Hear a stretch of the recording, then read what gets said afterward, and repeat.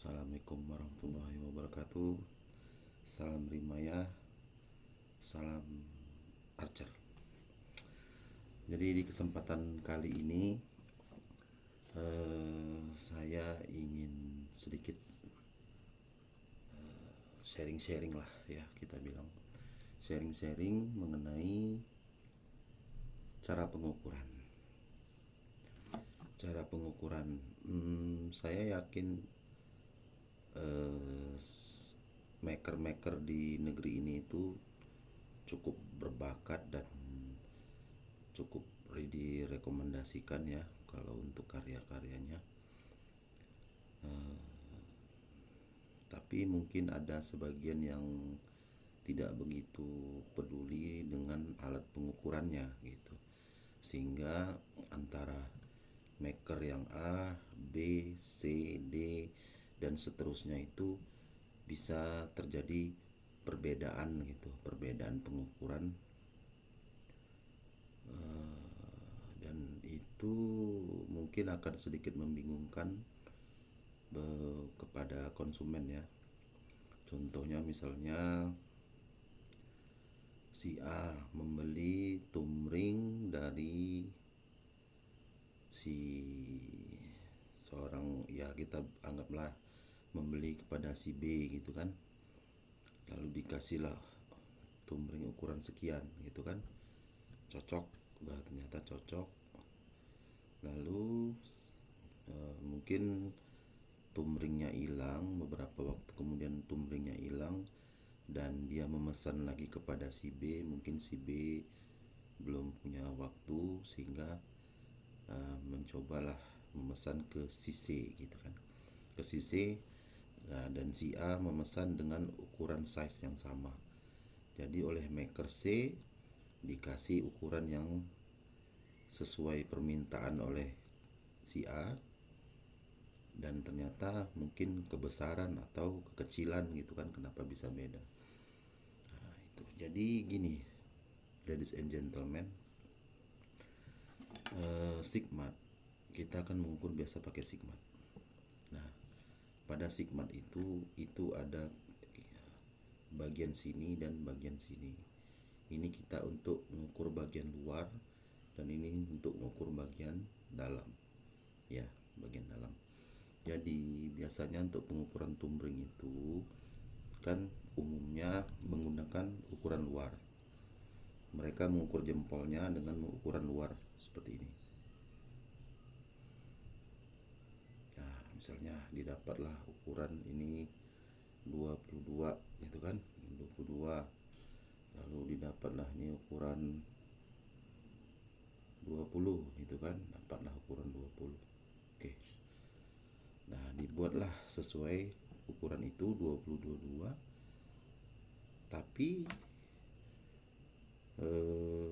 tidak cocok gitu, misalnya tidak cocok. Sementara untuk pengukuran tumring itu umumnya menggunakan pengukuran dalam. Nah, jadi mereka mengukur dengan yang bagian atas seperti ini. Nah, ini didapatlah ukuran 20 dan ini didapatlah ukuran 22,5 gitu ya. Nah, oke. Nah, oke. Jadi cocok gitu kan, 22,5 ya. Selisih 0,5 pada bagian sisi B-nya itu nggak begitu pengaruh ya. Yang jadi masalah itu adalah ketika antara bagian bawah ini dengan bagian bawah atas ini tidak matching, tidak cocok gitu. Tidak cocok, itu ada selisih mungkin entah 0,5 sampai 1 mili. Sering sih kejadian begitu. Jadi oleh karenanya untuk mengetahui sigmat kita itu masih standar, belum karena gini pengaruh ya. Ini kalau goyang-goyang ininya, kita bilang ini barnya ya, barnya ini baling atau dia longgar daripada slide-nya ini, itu sudah pasti akan lari, tidak akan cocok. Nah, oleh karenanya saya sering menyarankan di kalibrasi itu ditengok ulang itu. Contohnya ini koin 9 mili.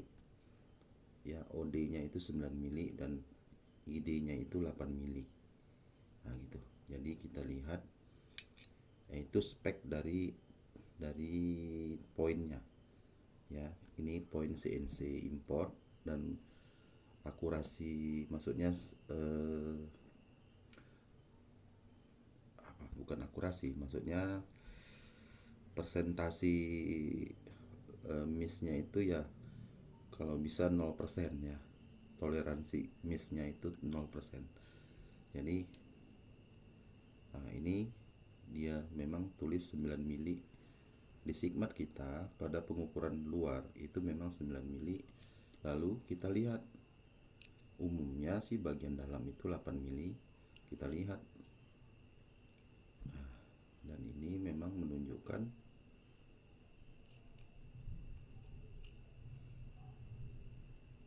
ini nggak sampai 8 mili. Ini ada selisih sekitar, ini di sini seharusnya 8 mili tapi dia 7,8. Ada selisih 0,2. 0,2 itu masih cukup ditoleransi ya. Asal jangan sampai 0,5 ke atas, karena nanti kalau sudah 0,5 selisihnya itu pasti longgar kali nanti di jari kita. Nah, untuk memastikannya Sigmat digital ini jangan dibilang maksudnya jarang error atau cuman, walaupun kita beli yang mungkin yang 200 ribuan lah gitu, apalagi yang cuman 20 ribuan gitu kan, pasti lebih sering error. Kecuali memang yang merek Mito Toyo itu, nah itu baru kita akui lah. Nah, untuk Sigmat digital itu biasanya kita nolkan dulu. Kita nolkan dulu dia, baru kita lihat.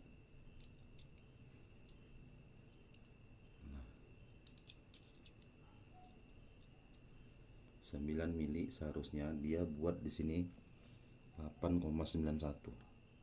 8,91 itu berarti 0,9 bagian ini itu lari ya. Dah.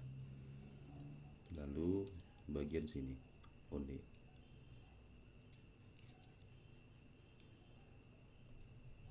Nah,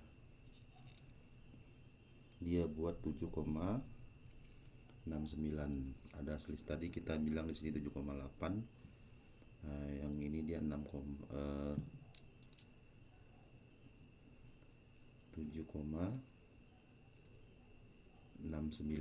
berarti ada 0,11 ya, ada 0,11 selisihnya.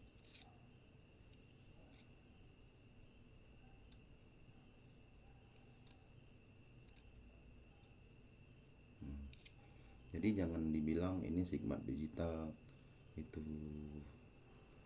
bagus banget, enggak. Sebenarnya lebih bagus itu yang seperti ini, yang analog, yang bisa dibilang manual. Yang penting dia masih standar ya, masih standar. Terus dipastikan mengerti cara pengukurannya. Cara pengukuran Sigmat analog ini yang model manual ini itu misalkan begini, misalkan kayak tadi ini ya, dia tidak sampai di 8, tapi lewat di 7,5 gitu kan, atau lewat di 7,5 misalnya. Kita tinggal hitung, lihat angka yang atas, angka yang bawah. Kita tetapkan dia 7 tadi kan, karena dia antara 7 dan 8, cuman dia tidak sampai 8. Jadi kita tetapkan dia 7, udah, baru kita lihat angka yang di bawahnya. angka yang di bawahnya itu yang sejajar dengan garis, yang paling sejajar dengan garisnya itu. Nah, di sini yang paling sejajar itu adalah 7,8 daripada yang lain. Makanya ini 7,8.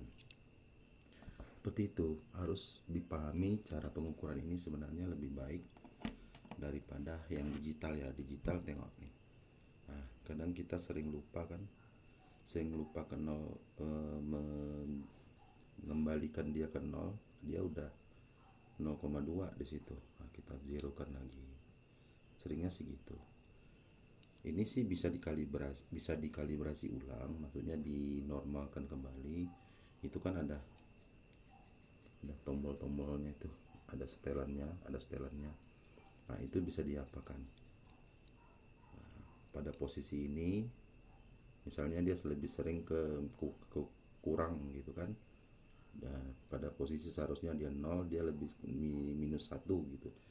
Minus 1, ya kita ini bisa tambahkan sedikit, putar sedikit. Nah, lalu kita putar kemari. Nah, kita kalibrasi misalnya ke poin. Tadi ini yang seharusnya 9 mili tapi dia 8,91. Kita putar yang sebelah sini. Berarti kan kurang banyak, putar ke kanan sedikit. Nah, gitu sih gitu. Jadi untuk teman-teman semua,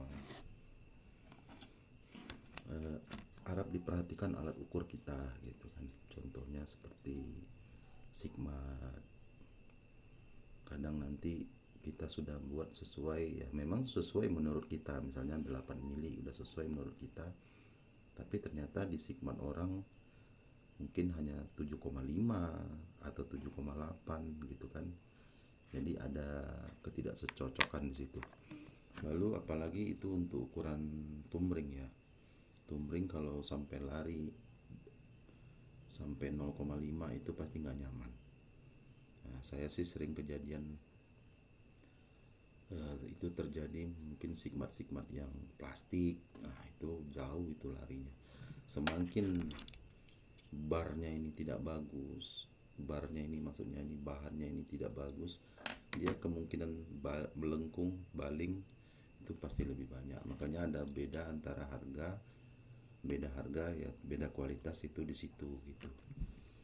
Nah, jadi untuk teman-teman ya harus diperhatikan ya, jangan sampai kita masuk ke golongan mutafifin ya. Mutafifin tuh ya untuk di masa-masa sekarang nih, mungkin untuk mereka yang tidak begitu memperhatikan timbangannya gitu. Timbangannya itu ya alat ukurnya gitu. Contohnya kayak timbangan digital yang untuk busur misalnya. Si Polan dia pakai timbangan yang harga 50.000 ya kan. Terus dia jual busur misalnya tertulis 35 lbs di 28 inci, ya sesuai sama timbangan dia gitu kan. Nah, tapi dia lupa mengkalibrasinya apakah timbangan itu benar-benar sesuai.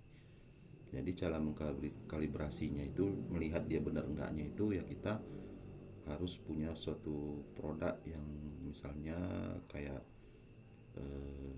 kaleng cat kaleng itu brutonya seberapa, ya udah itu kita pastikan. Nah gitu. Jadi entah pakai beras sekilo cocok enggak gitu kan, karena biasanya sih pakai yang pabrikan lebih ini sih lebih akurat ya. Makanya kita contohnya kayak produk cat kaleng, nah itu sebenarnya lebih akurat dia brutonya berapa ya, hitung per kilo ya, jangan per liter. Lalu walaupun mungkin ya ada sebagian bilang antara liter dan kilo itu tidak jauh beda, tapi kalau untuk air ya gitu ya. Jadi timbangan, nah kemudian dia menjual lah busurnya, ditulislah 35 lbs di 28, dipakailah sama, dijual lah, dibeli sama si, kita anggaplah si A itu kan, pakai nyaman dah. Ternyata misalnya rusak, rusak. Lalu dia memesan lagi ke pengrajin yang lain, ke bowyer B, ke bowyer C, misalnya ke bowyer C minta yang 35 lbs gitu kan, di 28 inci. Dan ternyata bowyer C itu timbangannya mungkin yang timbangan yang kayak yang Pegas itu ya, yang Pegas, dia nggak ada digitalnya tapi Pegas yang manual lah, yang biasa untuk nimbang ayam, nah nimbang cabe, yang model gantung itu, nah gitu. Dikirimlah 35 lbs, dan ternyata begitu dipakai sama si pemakai, ternyata kok berat banget, ini berapa gitu kan. Nah, ini berapa? Memang 35 lbs pak. Loh, kok berat banget ya gitu kan. Nah gitu, ada selisih di situ nanti. Namanya timbangan itu mau yang digital yang kayak sekarang itu, yang mahal itu pun yang harganya 200-an itu, namanya kan dia sistem Pegas ya, dia mengandalkan Pegas yang sewaktu-waktu itu namanya Pegas, dipakai terus pasti nanti ada missnya gitu. Itulah gunanya dikalibrasi ya, gitu aja. Contohnya kayak timbangan, nah kayak timbangan ini yang untuk shaft ya, timbangan untuk shaft itu, nah kan yang kalau saya sih pakai timbangan emas ya. Kalau timbangan emas ini yang model begini, nah, timbangan emas, nah itu saya kalibrasikan memang ke benda-benda yang memang udah standar ya, misalnya 1 gram atau 5 gramnya bener nggak ini, nah gitu, selalu situ. Jadi setelah itu baru bisa kita tentukan untuk benda apa yang kita mau ukur tadi gitu. Timbangan seperti ini contohnya nggak usah lah yang gini, misalnya untuk timbangan berat lainnya yang lebih berat, misalnya contoh kita mau ngukur bandulan untuk ngukur spine. Untuk ngukur spine itu kita pakai 2 lbs atau sekitar 0,95 kilo gitu kan. Kita udah ukur sesama timbangan kita 0,95 kilo 2 lbs gitu kan. Ternyata timbangan kita error gitu kan, misalnya keringanan gitu, ternyata nggak sampai sebenarnya 0,95 kilo, nggak sampai, misalnya hanya 0,8, hanya 0,80 kilo gitu kan udah. Nah kita ngukur spine dengan itu, oh mantap lah, dapat spine misalnya 500 bagus ya kan. Nyata begitu disampai di konsumen, dia ukur lagi, nyata bukan dapat spine 500, ternyata spine-nya 600 gitu kan. Salahnya di mana? Rupanya di bandulan kita gitu. Ini rentetannya panjang sih sebenarnya, alat-alat pengukuran ini. Jadi sebagai maker ya, sebagai orang Indonesia, dan sebagai ini kita harus lebih memperhatikan, jangan sampai kita dicap sebagai nggak rekom gitu, nggak rekom karena bukan kitanya yang nggak rekom, tapi alat ukur kita gitu, alat ukur kita ngawur, kita lupa untuk mengkalibrasi di situ. Oke, saya rasa cukup, semoga ini dapat dimengerti lah ya, dapat dimengerti dan bisa menjadi maker Indonesia ini memiliki standar yang baku gitu kan. Jangan menurut maker A, menurut maker B gitu kan, bingung jadinya nanti. Itu jadinya main feeling karena nggak ada itu sebenarnya main feeling. Itu namanya ukuran, itu ukuran baku, dan itu ilmu pasti ya, nggak ada ilmu feel.